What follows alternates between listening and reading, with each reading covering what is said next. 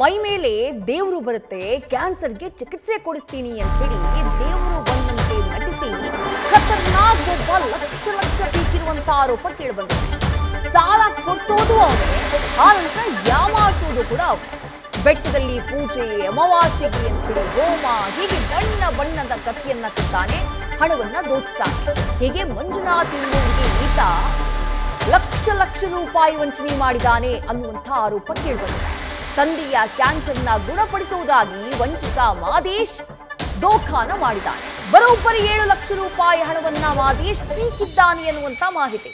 ಮಾದೇಶ್ ವಿರುದ್ಧ ಬ್ಯಾಟರಾಯನಪುರ ಠಾಣೆಯಲ್ಲಿ ಎಫ್ಐಆರ್ ದಾಖಲಾಗಿದೆ. ಕ್ಯಾನ್ಸರ್ನ ಆತ ಹೇಗೆ ಗುಣಪಡಿಸ್ತಾ ಇದ್ದ, ಅದಕ್ಕಾಗಿ ಯಾವ ರೀತಿಯ ನಾಟಕಗಳನ್ನ ಮಾಡ್ತಾ ಇದ್ದ ಅನ್ನೋದನ್ನ ದೃಶ್ಯದಲ್ಲಿ ಗಮನಿಸ್ತಾ ಇದ್ದೀರಿ.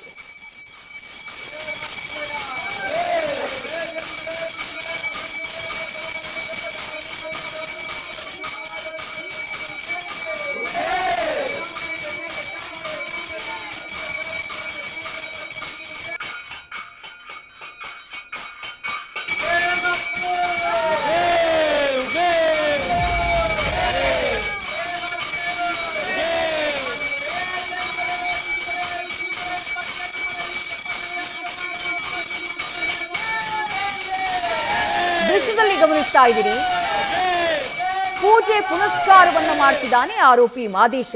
ಪೂಜೆ ಮಾಡೋದು ತಪ್ಪಲ್ಲ, ದೇವರನ್ನ ಆರಾಧನೆ ಮಾಡೋದು ತಪ್ಪಲ್ಲ, ಅದು ನಮ್ಮ ಜೀವನದ ಭಾಗ, ನಮ್ಮ ನಂಬಿಕೆಯ ಭಾಗ. ಆದ್ರೆ ಅದೇ ದೇವರ ಹೆಸರನ್ನ ಹೇಳ್ಕೊಂಡು ಕ್ಯಾನ್ಸರ್ನ ಗುಣಪಡಿಸ್ತೀನಿ, ನಾನು ಎಲ್ಲವನ್ನ ಸರಿಪಡಿಸಿ ಬಿಡ್ತೀನಿ ಅಂತ ಹೇಳಿ ಯಾಮಾರಿಸೋದಿದೆಯಲ್ಲ, ಅದು ತಪ್ಪು. ಆ ರೀತಿ ಆರೋಪಿ ಮಾದೇಶ್ ಮಾಡಿದ್ದಾನೆ ಅನ್ನುವಂಥ ಆರೋಪ ಇದೆ. ಬರೋಬ್ಬರಿ 7 ಲಕ್ಷ ರೂಪಾಯಿ ಹಣವನ್ನ ಈತ ವಂಚಿಸಿದ್ದಾನೆ ಎನ್ನುವಂಥ ಗಂಭೀರ ಆರೋಪ ಕೇಳಿಬಂದಿದೆ. ಮತ್ತಷ್ಟು ಡೀಟೇಲ್ಸ್ ನಮ್ಮ ಪ್ರತಿನಿಧಿ ಶಿವು ನೀಡ್ತಾ ಹೋಗ್ತಾರೆ. ಶಿವು, ಪೂಜೆ ಮಾಡೋದು ತಪ್ಪಲ್ಲ, ದೇವರನ್ನ ಆರಾಧನೆ ಮಾಡೋದು ತಪ್ಪಲ್ಲ, ಯಾಕಂದ್ರೆ ದೇವರ ಆರಾಧನೆ ನಮ್ಮ ನಂಬಿಕೆ, ನಮ್ಮ ಜೀವನದ ಆಧಾರ, ನಮ್ಮ ಸ್ಥೈರ್ಯ. ಬಟ್ ಅದನ್ನೇ ಬಂಡವಾಳ ಮಾಡಿಕೊಂಡು ದೋಖಾ ಮಾಡೋದಿದೆಯಲ್ಲ, ಅದು ತಪ್ಪು. ಈ ಮಾದೇಶ ಮಂಜುನಾಥ್ನನ್ನ ಯಾವ ರೀತಿ ನಂಬಿಸಿದ್ದ, ನನಗೆ ಮೋಸ ಆಗ್ತಾ ಇದೆ ಅಂತ ಮಂಜುನಾಥ್ಗೆ ಗೊತ್ತಾಗಿದ್ ಯಾವಾಗ? ಸದ್ಯ ಆರೋಪಿಯನ್ನ ಅರೆಸ್ಟ್ ಮಾಡಲಾಗಿದ್ಯಾ, ಹೇಗೆ? ಸದ್ಯ ಪ್ರಕರಣಕ್ಕೆ ಸಂಬಂಧಪಟ್ಟಂತೆ ಆರೋಪಿ ಮಾದೇಶ್ ಹಾಗೂ ಆತನ ಸಹೋದರ ಮಧು ಇಬ್ಬರ ಮೇಲೂ ಕೂಡ ಬ್ಯಾಟರಾಯನಪುರ ಪೊಲೀಸ್ ಠಾಣೆಯಲ್ಲಿ ಎಫ್ಐಆರ್ ದಾಖಲಾಗಿರುವಂಥದ್ದು. ಸದ್ಯ ಮೋಸ ಹೋಗಿರುವಂತಹ ಮಂಜುನಾಥ್ ಏನಿದ್ದಾರೆ, ಇವರು ಬೆಂಗಳೂರಿನ ಬ್ಯಾಟರಾಯನಪುರ ನಿವಾಸಿಗಳು. ಇವರ ತಂದೆಗೆ ಕ್ಯಾನ್ಸರ್ ಹಾಗೂ ಹೃದಯ ಸಂಬಂಧಿ ಸಮಸ್ಯೆ ಇರುತ್ತೆ. ಕೆಲಸ ಮಾಡುವಂಥ ಸಂದರ್ಭದಲ್ಲಿ ಪರಿಚಯ ಆದಂಥ ಆರೋಪಿ ಆರೋಪಿ ಆಗಿರುವಂಥ ಮಧು ಬಳಿ ಮೊದಲಿಗೆ ಮಂಜುನಾಥ್ ಈ ರೀತಿಯಂಥ ಸಮಸ್ಯೆನ ಹೇಳ್ಕೊಳ್ತಾರೆ.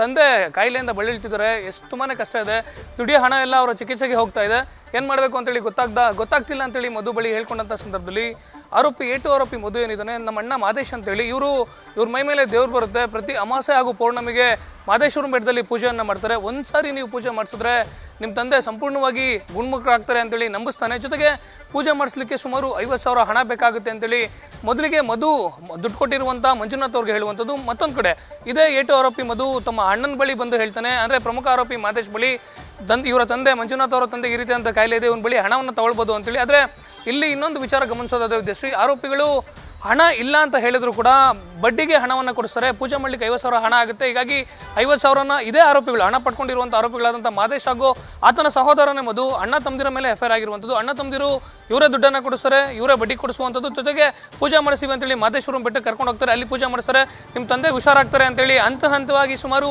7 ಲಕ್ಷ ಹಣವನ್ನು ಇವರೇ ಸಾಲ ಕೊಡಿಸುವಂಥದ್ದು. ಕೊಡಿಸಿರುವಂಥ ಸಾಲವನ್ನು ಇವರೇ ವಾಪಸ್ ಪಡ್ಕೊಂಡಿರುವಂಥದ್ದು. ನನ್ನ ಹತ್ರ ಹಣ ಇಲ್ಲ, ತಗೊಳ್ಳುವಂಥ ಹಣಕ್ಕೆ EMI ಕಟ್ಟಲಿಕ್ಕೆ ಆಗಲ್ಲ ಅಂದರೂ ಕೂಡ ಮೊದಲು ಸಾಲವನ್ನು ತೊಗೊಂಡು ನಿಮ್ಮ ತಂದೆಗೆ ಗುಣಪಡಿಸು, ನಾವು ಬೇಕಾದ್ರೆ EMI ಕಟ್ತೀವಿ ಅಂತೇಳಿ ಆರೋಪಿಗಳು ನಂಬಿಸಿ ವಂಚನೆಯನ್ನು ಮಾಡಿರುವಂಥದ್ದು. ಯಾವಾಗ ಪದೇ ಘಟನೆ ಪುನರಾವರ್ತನೆ ಆಗುತ್ತೆ, ಆಗ ತಾನು ಮೋಸ ಹೋಗ್ತಾ ಇದ್ದೀನಿ, ಇವ್ರು ಯಾವುದೇ ರೀತಿಯಂಥ ಪೂಜೆ ಮಾಡಿಲ್ಲ, ಜೊತೆಗೆ ನಮ್ಮ ತಂದೆಯವ್ರಿಗೂ ಕೂಡ ಗುಣ ಆಗ್ತಿಲ್ಲ ಅನ್ನೋದನ್ನು ಅರ್ಥಂತ ಮಂಜುನಾಥ್ ಇವರನ್ನು ಪ್ರಶ್ನೆ ಮಾಡಲಿಕ್ಕೆ ಮುಂದಾದಂಥ ಸಂದರ್ಭದಲ್ಲಿ ಆರೋಪಿಗಳು ಮೊದಲಿಗೆ ನನಗೆ ಮದುವೆ ಆಗಿರಲಿಲ್ಲ, ಈಗ ನನಗೆ ಮದುವೆ ಆಗಿದೆ, ಮದುವೆ ಆದಂಥ ನಂತರದಲ್ಲಿ ನನ್ನ ಮೈ ಮೇಲೆ ದೇವ್ರು ಬರ್ತಿಲ್ಲ ಅಂತೇಳಿ ಮಾದೇಶ್ ಉಲ್ಟಾ ಹೊಡೆದಿರುವಂಥದ್ದು. ಯಾವಾಗ ಆತ ದುಡ್ಡು ಕೊಟ್ಟಿರುವಂಥ ಮಂಜುನಾಥ್ ಮೋಸ ಹೋಗಿರುವಂಥ ವಿಚಾರ ಗೊತ್ತಾಗುತ್ತೆ, ಕೂಡಲೇ ತಡ ಮಾಡದೆ ಬೆಂಗಳೂರಿನ ಬ್ಯಾಟರಾಯನಪುರ ಪೊಲೀಸ್ ಠಾಣೆಯಲ್ಲಿ ದೂರನ್ನು ಕೊಟ್ಟಿರುವಂಥದ್ದು. ಸದ್ಯ ಅವ್ರು ಕೊಟ್ಟಂಥ ದೂರನ ಅನ್ವಯವಾಗಿ ಅಣ್ಣ ತಮ್ಮದಿರು ಅಂದರೆ ಮೋಸ ಮಾಡಿದಂಥ ಪೂಜಾರಿ ವೇಷದಲ್ಲಿ ಮೋಸ ಮಾಡಿರುವಂಥ ಮಾದೇಶ್ ಹಾಗೂ ಆತನ ಸಹೋದರ ಮಧು ಇಬ್ಬರ ಮೇಲೂ ಕೂಡ ಸದ್ಯ ಬ್ಯಾಟರಾಯನಪುರ ಪೊಲೀಸ್ ಠಾಣೆಯಲ್ಲಿ ಎಫ್ಐಆರ್ ದಾಖಲಾಗಿರುವಂಥದ್ದು. ಯಾವಾಗ ಎಫ್ಐಆರ್ ದಾಖಲಾಗುತ್ತೆ, ಆರೋಪಿಗಳು ಮೊಬೈಲನ್ನು ಸ್ವಿಚ್ ಆಫ್ ಮಾಡಿಕೊಂಡು ಬೆಂಗಳೂರಿಂದ ಖಾಲಿ ಮಾಡಿರುವಂಥದ್ದು. ವಿದ್ಯಾಶ್ರೀ, ಥ್ಯಾಂಕ್ ಯು ಶಿವು ತಮ್ಮೆಲ್ಲ ಡೀಟೇಲ್ಸ್ಗೆ.